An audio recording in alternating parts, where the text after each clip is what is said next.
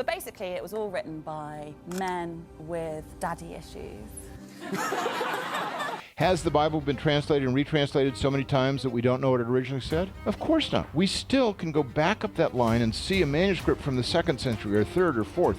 We're not just dependent on that last person in the line of the telephone game. So this lady claims that the person who wrote the Bible has daddy issues, and this will absolutely backfire. And guys, I have a video to show you right at the end that debunks all these claims. Let's get into it. Is it fact? Is anything in there historical fact? Very little, probably. Wow.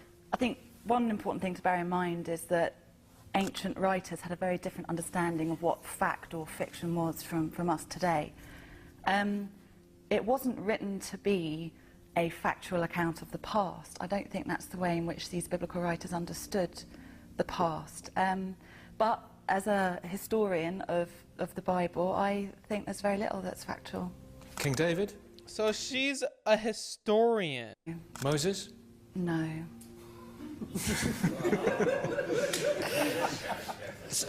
Somebody said Jesus behind me. I don't think they were taking the Lord's name in vain. No, Jesus, most scholars would agree that he existed, yeah. Okay. We're just going to talk about the Bible, Yeah. and I want to learn more about it. First off, who wrote it and when?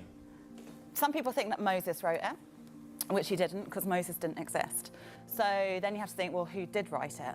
And it's basically a collection of different authors from centuries and centuries. So probably with the Hebrew Bible or Old Testament, you're talking about at least 500 years in the making.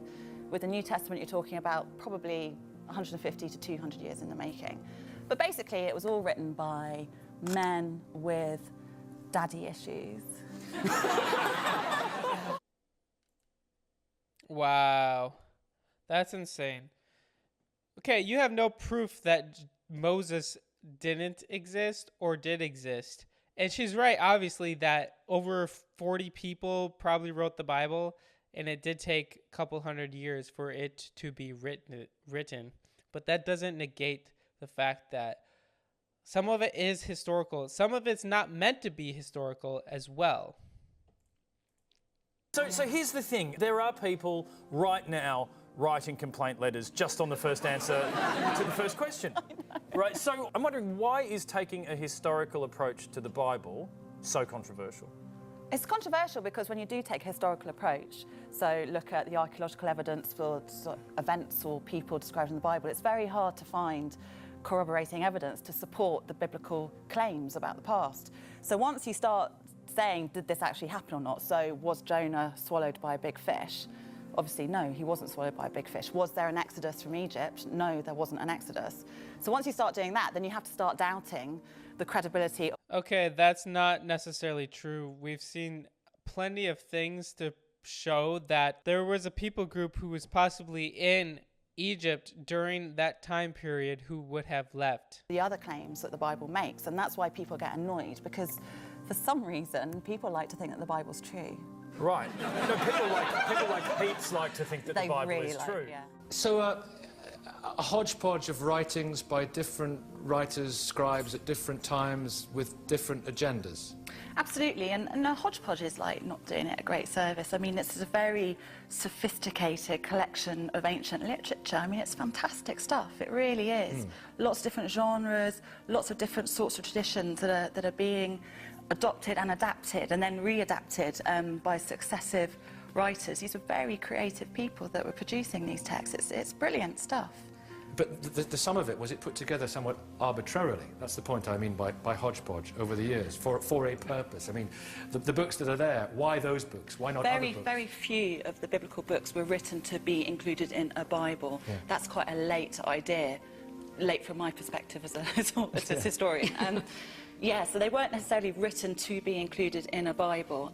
These are religious writings. Some of them got into the Bible, some of them didn't, as we know. The choices that were made as to what should be contained in this collection, I mean, it's very hard to say.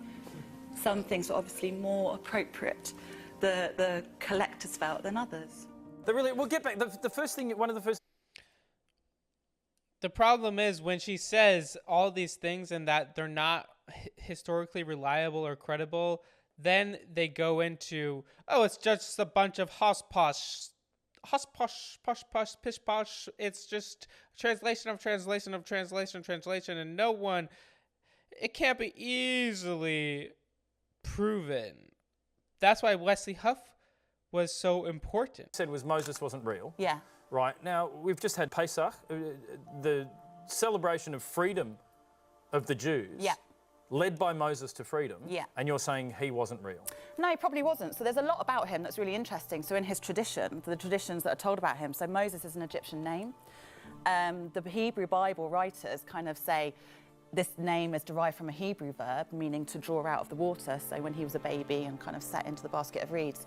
But actually, it's... So far, story checks out. So far, it checks out, except that Moses himself, there's no evidence for him being a historical figure, like Abraham, Isaac, Jacob, all of that. It's all made up. But he's drawn on different sorts of religious figures that probably were around very broadly in the culture. So he's like a bit of a magician. So, he's like, woo, look at this star. Yeah, we all like a good magician, but some people want to believe it's more than that. How do you know? She definitely has some agenda to be like, it's all made up. We have no proof at all. Nothing in this about this is meant to be taken literal at all. Like when you say none of that was real, it was all made up, how do you know? Because dating the text, you can see in terms of the Hebrew words that are used, in terms of some of the details like references to camels. There were no camels in that part of the world at that time, that kind of stuff. You lied to me, Cecil B. DeMille. Where? What reference to a camel are you talking about? That's the worst analogy I've ever heard in my life. But yeah, that kind of detail tells you that these texts are written many centuries after the events that they're describing. And then you can see the ideology. Well, why are they telling the story about escape from slavery and oppression and movement into a promised land? It's because the writers themselves were in their own kind of slavery and oppression, but in Babylon in the 6th century BCE, not in Egypt, hundreds and hundreds of years before that. Right. Does that make sense? Yeah, it does. It makes perfect sense. You love the Bible. Yeah, I do. Why? Like if you like go, well, that's not real, he's not a guy. Yeah. Why do you love it? Because it's like the most amazing collection of ancient literature. It's like reading, it's like going into a time capsule. It's like time traveling, and you get to some legends. Like, one of the most important myths in the Old Testament Hebrew Bible is the idea that God had to fight a massive sea dragon to create the world. Now, you don't get that in Genesis. You get hints of it in Genesis, but you do get it. Hang on, what are the hints? The hints. What? No, like I'm just curious. Like it's like ixnay on the agon tray. Like what was it? Like what's? So one of the hints is on the such and such a day when God was making the world, He made the great sea monsters. And the word that they don't actually do that in the Bible, but the word that they use is the ancient word for this. It's tanin, which is this ancient, mythical, watery, ferocious chaos monster, like a sea dragon. Oh my goodness, this lady's causing me to go crazy. Okay, in every other creation story, that's the only correlation. In every creation story, there was chaos. Chaos in the waters, chaos in the world. And then somehow these gods brought chaos to order, but they were within the world. A lot of people think that it's a counter story of showing God is outside of space, time, and matter. He created all things and everything and brought everything into existence. He made the beginning. He formed everything. This lady is making some wild claims. But then we read all about his actual battle with the sea dragon in the book of Isaiah and in the book of Job and in the Psalms. So it's all there. It's just that everyone kind of privileges the beginning of the book because most people get bored by the time they get to like Leviticus and they don't bother reading. There's just so much admin in Leviticus. I know, it's like this is what you do with mildew. Put it in a drawer, see if it grows. Call a rabbi, burn your house down. Like it's a. But detail's important in that kind of thing, particularly. Well, mildew it still plagues us today. So I've been to Jerusalem, the old city of Jerusalem, and it's amazing when the places mentioned in the Bible are in front of you. Like I stood in the Garden of Gethsemane, and the fact that these are real places starts to make you feel like this is more true. Why does it become more compelling? Because it's in a place that exists. Whether you're, an atheist like me or you're religious like other people, the Bible has played such a massive role in our lives, right from when we're kids, that somehow to be in these places, I think you can't but help just feel engaged. She just played all of her cards by saying, well, you're an atheist like me. There's no proof for God. There's no proof for anything. I'm just a mush of matter moving around with no existence. Oh my. And excited and curious, and to go somewhere like Jerusalem, where obviously the Bible still matters, because as we know, Jerusalem is still the kind of the heart, the kind of the central place for Judaism, Christianity, and obviously Islam as well. And we know the political tensions, we see it on the news all the time. You can't but help feel impacted by that. Now, you've already pointed out a few things that weren't real in the Bible. Yeah. What was real? Like, I believe the Garden of Eden, you believe, was a real place. Well, I believe it's based on a real place. It's based on the Jerusalem temple that was supposedly built by Solomon and was destroyed. And we think probably historically it was destroyed by the Babylonians in the 6th century BCE. And the temple itself is meant to be like the dwelling place of the god. And like humans, God wants a nice house and he wants a nice garden. And it's the meeting place between the heavenly realm and the earthly realm. And so it was filled with trees, and it was a very sensory experience going into the temple. There were nice smells of incense, and that's what the story of Eden is based on. It's the idea is that human beings, or a king in this case, was in a very privileged position like that with God. He messes up, he gets expelled from the garden, so he's like thrown out of the temple, and that's when the temple historically is destroyed and the kings of Israel no longer exist. So, if you were editing the Bible, what would you take out? Is there anything that you? I don't see that anywhere in the Bible, what she just explained. Yes, we believe that it was a real place, possibly, whatever, but I don't think it was talking about the temple. That's completely, not even a totally different story. Testament? No. That's pretty controversial. Surely not all of the New Testament. Okay, Paul. Anything written by St. Paul? Just all of Paul? Yes. That's like taking Paul out of the Beatles. He was pretty important. No, because Paul wrote a huge amount of the New Testament. Yeah. He was by and large the founder of the church. He is the founder of Christianity. So what have you got against Paul? He goes on and on and on. It is a bit like he took everything he wrote. Like, I wrote some letters to the Corinthians. I'll put that in. Yeah. Did the Corinthians ever write back? We don't know if they did. Maybe. But he's so down on humanity. He's just really kind of like, oh, you humans, you're so bad, you're so sinful. And it's like, oh, come on. We're not that bad. The Hebrew Bible, everyone thinks that the God of the Hebrew Bible, the Old Testament, is the kind of like vengeful, hateful, angry one who's like kicking ass all the time. And that the God of the New Testament is kind of like, oh, I love you. But it's not like that at all. The God of the New Testament, he's gone. He's like not interested at all in humanity. Like he's not really present in the New Testament. It's all about Jesus. Because that's the thing. Like early on in the Bible, God rocks up. This lady cracks me up.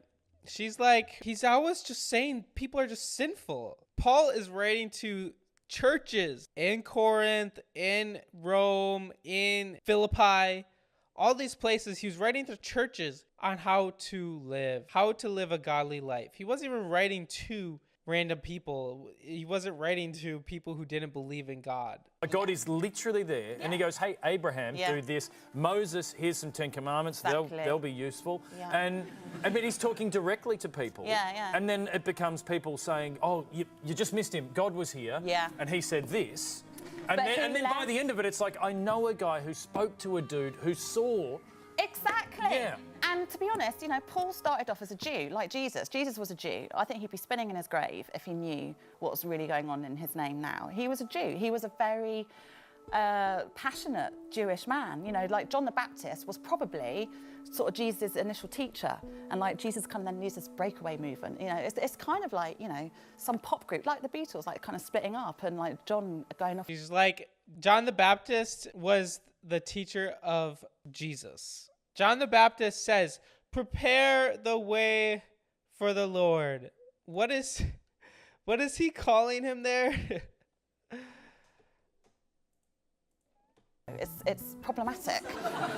I'm sorry, that is the most controversial thing I've ever heard anyone say in my life, is that the career of Jesus is like John teaming up with Yoko. It kind of is a bit. That is extraordinary. But here's the thing, okay, like you're an atheist. Yeah. But you're passionate about the Bible. Yeah. But you can understand that people could be quite angry at all of the things that you're saying right now. People are always angry with me because I'm an atheist, but because I'm a woman, because I'm a professor. So what is quite harder in nicely. your line of work, being an atheist or a woman? I think being a woman is still harder than being an atheist.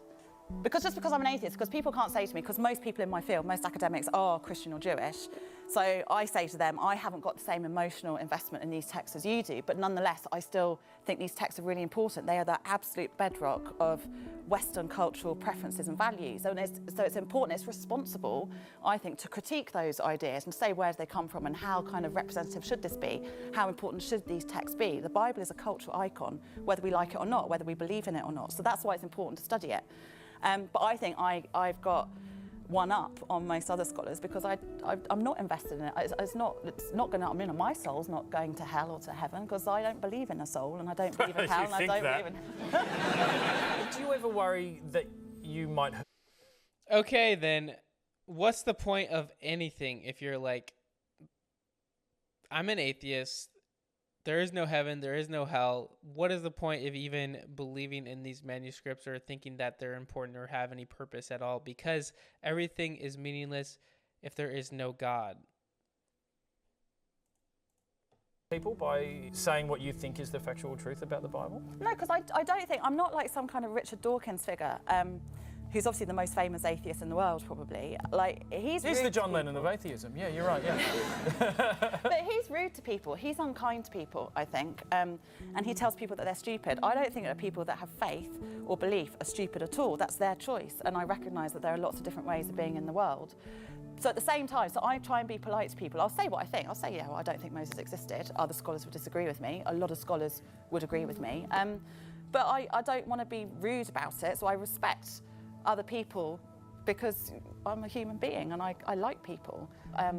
You believe what you want to believe, that's completely fine, but your Bible belongs to me as well. You know, it belongs to all of us. It's like had this huge impact globally, so it's not just your text, it's mine as well, so I've got every right to study it. These books shape the world more than any other books have ever done. How do you think we're using them wrong? Well, our gender politics, for a start, is completely biblically based. The idea that there are just two genders, that they are made by God and in the image of God, that idea has massively damaged the environment because human beings think that they're like the best. That is damaging the environment. That is ruining society to say that we are made in the image of God. That's literally what people use to abolish slavery, is those verses saying, we are made in the image of God, therefore everyone has intrinsic value. No, you're not 1/3 of a human. You are fully a human because you're made in the image of God. And two genders is not based off of the Bible alone. It's based off of science. They're at the top of like kind of the apex of creation, and therefore that they can go around you kind of raping and pillaging the world and its resources and its animals. So, you know, those are just two examples. That's crazy. Sexism, well, patriarchy, and environmental damage that the Bible's responsible for. Can I just ask you to fact check something for me very quickly? Okay, because I have this Noah's Ark toy. All right, so here's the Ark, right? Yeah. There's the Ark there. That's Noah. Happy. Can I start straight away? White dude? Right. Yeah. So Noah was not white. No. Okay. Okay, carry on. So okay. Well, I think that raises an obvious question about the elephants.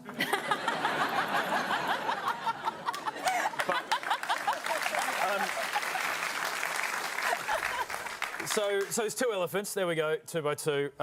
We have 2 rhino, a bit more textbook, 2 by 2, and this is the big one. We have 2 lions, 2 by 2. Yes. I'm just wondering, how successful would Noah have been repopulating the world with 2 male lions? Yeah. Does that say that this is historically inaccurate, or Noah was a bit sketchy on animal husbandry? Either he was sketchy or he didn't really get the right instructions from God. I'd be more inclined to blame God. God was very busy. He's going, look, I'm busy making a flood, grab some lions. I don't have time to do everything. This is why I love the Bible, honestly. Well, we loved having you here to talk about it. Thank you so much for your time. Would you please thank Francesca Stavrokopoulou? That's absolutely crazy. And it's wild to think that this is a biblical historian. This is someone who teaches, she's a professor, and this is why we have so many different viewpoints and ideas and crazy thought points.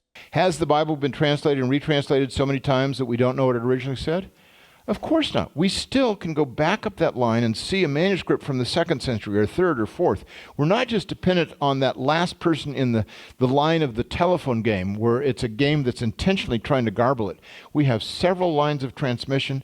It's not oral, it's written, and we can go back and check those lines of transmission much earlier and do the comparisons.